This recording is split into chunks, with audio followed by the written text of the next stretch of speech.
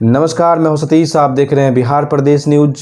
आज बिहार में पप्पू यादव की गिरफ्तारी और बिहार बना काला दिन, क्या कितनी हद तक सही है, हम आज बात करेंगे इस मुद्दे पे जो ट्विटर से लेकर जितना भी देखे सोशल मीडिया पे काफ़ी ज़्यादा ट्रेंडिंग कर रहा है इस बात के लेकर कि पप्पू यादव की गिरफ्तारी कितनी हद तक सही है।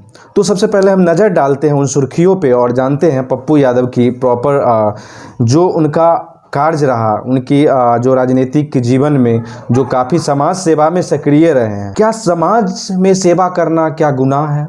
क्या समाज को देखना क्या पाप है?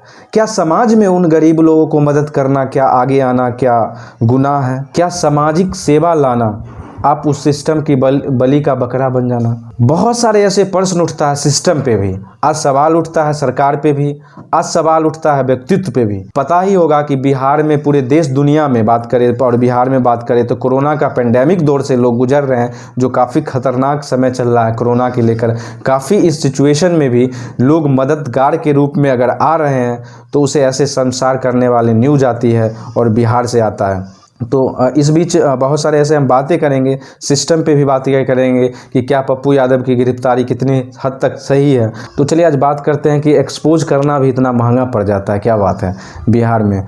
और समाज भावना भी है तो अब इस सिस्टम का डर भी लगता है कहीं ना कहीं कि आप भी अगर सेवा ऐसे भावना हो तो आप भी उस सिस्टम का बलि का बकरा बन सकते हैं।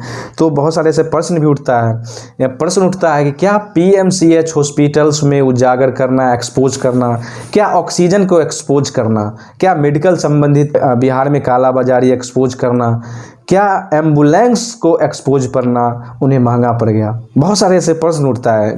डेफिनेटली सिस्टम की बात करते हैं तो सिस्टम में बहुत सारा प्रश्न उठता है। अगर बात करें इस समय मानवता की, अगर बात करें तो सेवा धर्म ही एक बहुत बड़ा मानवता है।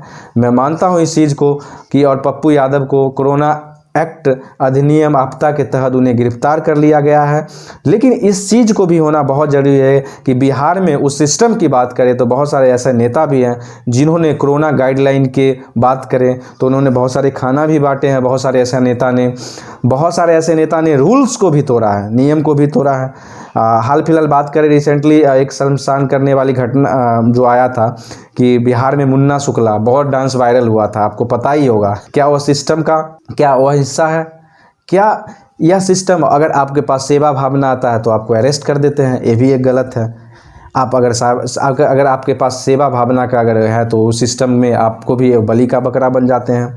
तो बहुत सारे ऐसे प्रश्न उठता है। उस दिन की भी बात करेंगे जब पप्पू यादव बिहार के पटना में बात करें, उन गली में नाली में जहाँ पे रोडों पे पानी का जल जमावड़ा बढ़ गया था, काफ़ी हद तक बढ़ गया था। उस समय बहुत सारे ऐसे नेता जो थे से होम आइसोलेट हो गए थे, लेकिन उस महामारी में भी उन्होंने बहुत सारे करोड़ों लोगों को राशन वितरण प्रणाली बात करें तो बहुत सारे मदद किया, खाना भी खिलाया, बहुत सारे ऐसे काम किया। तो और यहाँ पे प्रश्न उठता है कि क्या सेवा भावना जो है उसके तहत अगर आप आवाज़ उठाते हैं तो आप सिस्टम का हिस्सा बन जाते हैं? तो कहीं कितनी हद तक सही है। और चलिए आज बात करते हैं बिहार से बहुत सारे उनकी मधेपुरा से भी बात करें तो मधेपुरा से भी बहुत सारे ट्वीट भी आ रही है।